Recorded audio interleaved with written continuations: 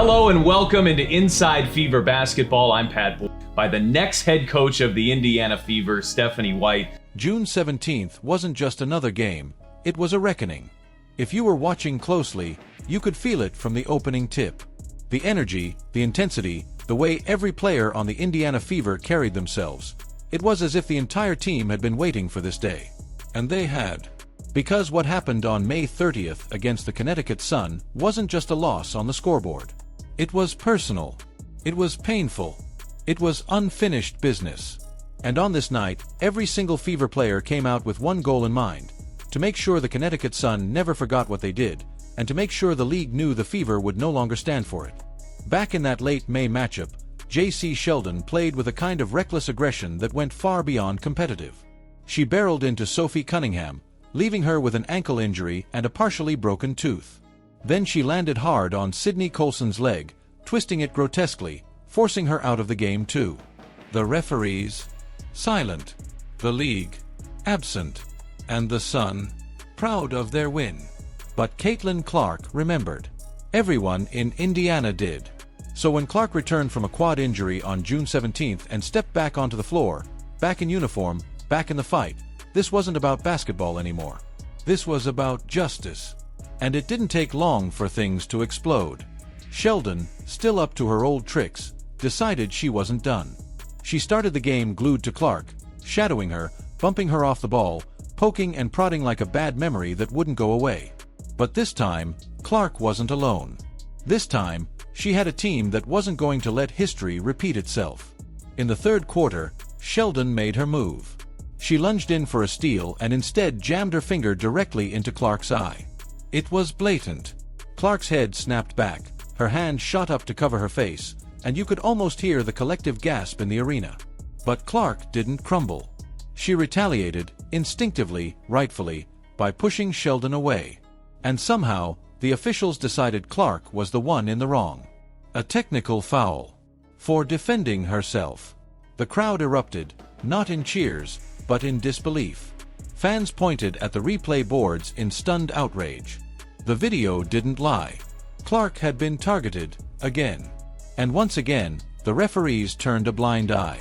But this time, someone else had seen enough. Marina Mabrey stepped in next, and what she did was anything but basketball. While Clark was still reeling from the eye poke, Mabrey came out of nowhere and body-checked her to the hardwood like it was a hockey rink. No play on the ball. No intent to defend. Just violence. Plain and simple. The arena boiled over. The Fever bench exploded. Coach Stephanie White was on her feet, screaming, pointing, demanding justice that once again wasn't coming. The refs huddled and reviewed the play, for 15 long, excruciating minutes, only to hand out more technicals. No ejections. No flagrant twos. Just a shrug from the officials in stripes who looked more like mall cops than WNBA referees. But while the refs ignored what was happening, someone else was watching and waiting. Sophie Cunningham. She hadn't forgotten how Sheldon took her out weeks earlier. She hadn't forgotten sitting on the bench while her teammates got battered. And when she saw Clark on the floor, again, something inside her snapped into place. She was done waiting for the league to protect them. If nobody else was going to do something, she would. And she did.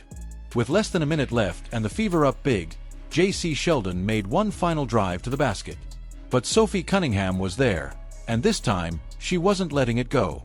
She lined Sheldon up, wrapped her up with a hard, full-body foul, and pulled her to the ground. It wasn't reckless. It wasn't dirty. It was calculated, controlled, and completely intentional. This was the moment, the message, the line in the sand. As players swarmed, the arena erupted. Fans screamed. Coaches barked. Players pushed and shoved and tried to restore order. But the moment had already been made immortal. Sophie had stood up. She'd made sure Sheldon knew exactly how it felt to be the one on the floor. She didn't slam her. She didn't injure her.